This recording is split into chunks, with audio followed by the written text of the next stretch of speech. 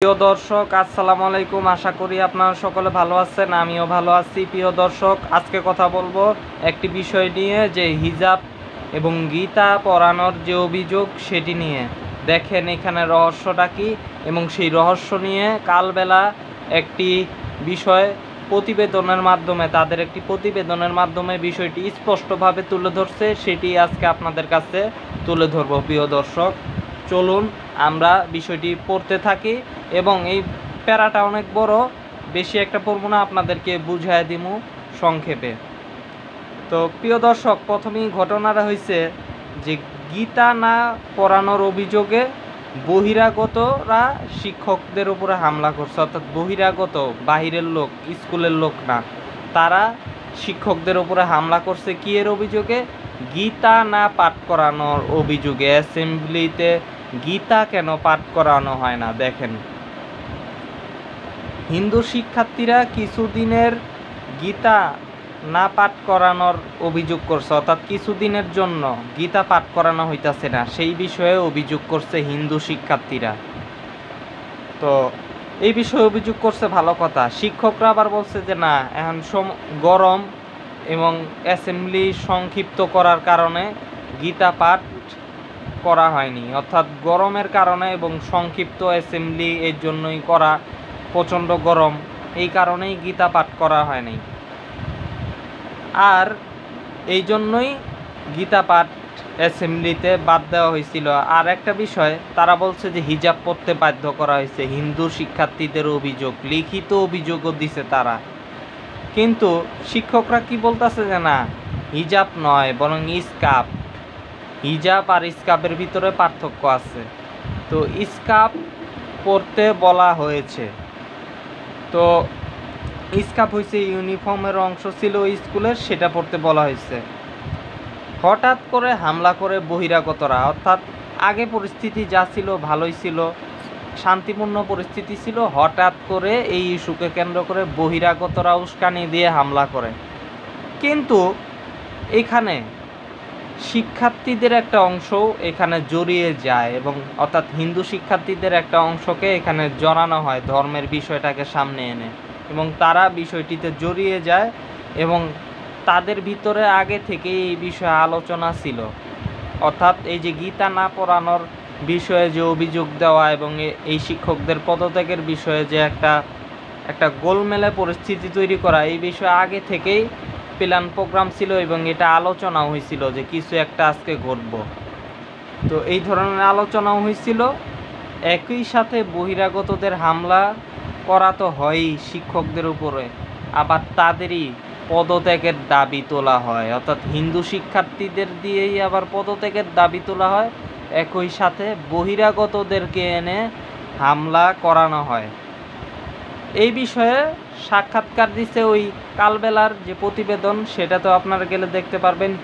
হিন্দু শিক্ষিকা, ওই স্কুলের হিন্দু শিক্ষিকা দীপ্তি রানী, সেই বিষয়ে বলছে শিক্ষার্থীদের বিষয়ে যে অভিযোগ, অর্থাৎ শিক্ষকদের বিষয়ে যে অভিযোগ, শিক্ষার্থীদের, সেটা মিথ্যা।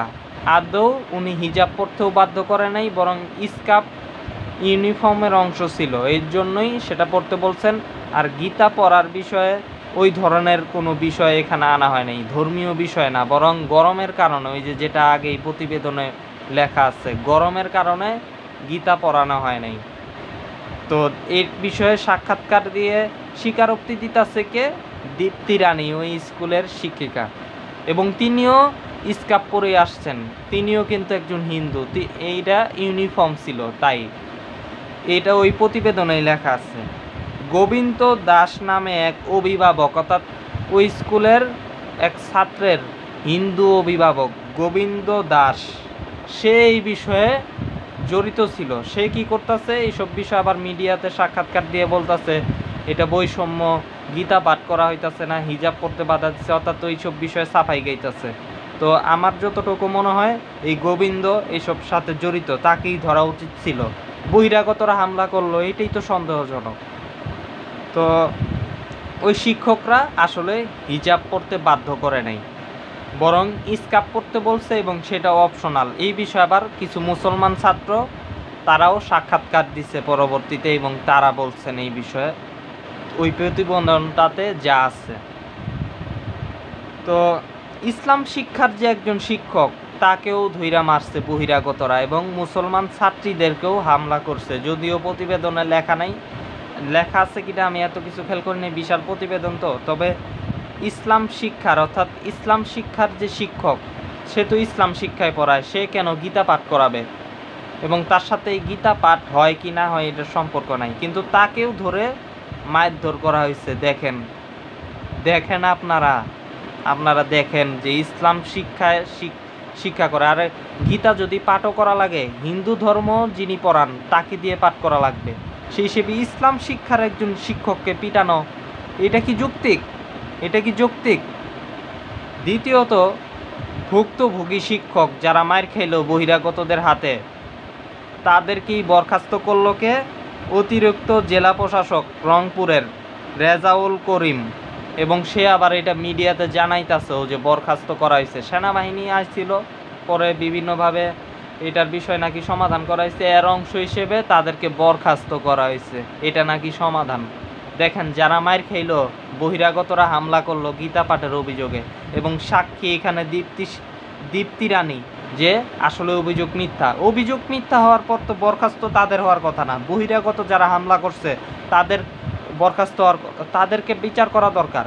স্কুলে বহিরাগতরা হামলা করলো, এটা প্রতিবেদনেই লেখা আছে, বহিরাগতদেরকে দিয়ে হামলা করা হয়েছে, তাদের বিচার করা হইল না কেন? হামলা করা অপরাধ, গীতা পাঠ করা অপরাধ না। আমি গীতা পাঠ করি না, আমার এখন কি করবেন? আপনি করেন দেখি, আপনি কিছু করেন। অতিরিক্ত জেলা প্রশাসক রেজাউল করিম, সে আওয়ামী আমলে 2023 সালের বিসিএসে সে একজন আমলা। বিতর্কিত সিদ্ধান্ত নিতেছেন আপনারা রংপুরের, আপনারা কিন্তু বিতর্কিত সিদ্ধান্ত নিতেছেন, আপনাদের কিন্তু অনেক সমস্যা হইতেছে। এই কারণেই উস্কায় দিলেন না আপনি, হামলাকারীরে গ্রেপ্তার না কইরা। হামলাকারীরা তো অন্য স্কুলে গিয়েও হামলা করব, গীতা পাঠ না করানোর কারণে হ্যান তেন। শিক্ষকরে বরখাস্ত করে আপনার কী লাভ হইল? শিক্ষক তো আসলে দায়ী না, এই বিষয়ে সাক্ষী তো আছে, দীপ্তি রানী সাক্ষী দিছে এই বিষয়ে। তারপরে এই বিষয়ে অন্যান্য মুসলমান শিক্ষার্থীরাও সাক্ষী দিচ্ছে, এই বিষয়ে যুক্তিতর্ক সব কিছু তুলে ধরা হয়েছে। এটা কেমন সমাধান দিলেন যে ওই ভুক্তভোগী শিক্ষকদের যাদেরকে মারধর করা হয়েছে তাদেরকে বরখাস্ত করা হইল, অথচ হামলাকারী যারা পরিকল্পিতভাবেই তো এটা হয়েছে, হামলা করা একদিকে, আরেকদিকে দাবি তোলা। আচ্ছা, আপনার যদি দাবি হয় তাহলে আপনি কেন শিক্ষকদের উপরে হামলা করলেন? এটা যদি আপনার দাবি হয় যে গীতা পাঠ করতে হবে, তাহলে দাবি আপনি করতে পারেন, হামলা কেন করলেন আপনি? হামলা করাটা কি খারাপ নয়? ক্রিমিনাল অফেন্স কি হামলা করা না? হামলা করা না। দেশে এখন রামরাজত্ব চলতেছে, দেশে রামরাজত্ব চলতেছে এখন। সুতরাং প্রিয় দর্শক, আমরা স্বাধীন হই নাই, আমরা দেশে স্বাধীনতা পাই নাই। কোনো হামলাকারীর কোনো বিচার হইল না। ভুক্তভোগী শিক্ষক যারা মার খেলো তাদের বরখাস্ত, স্বাধীনতা হাইজ্যাক হয়ে গেছে।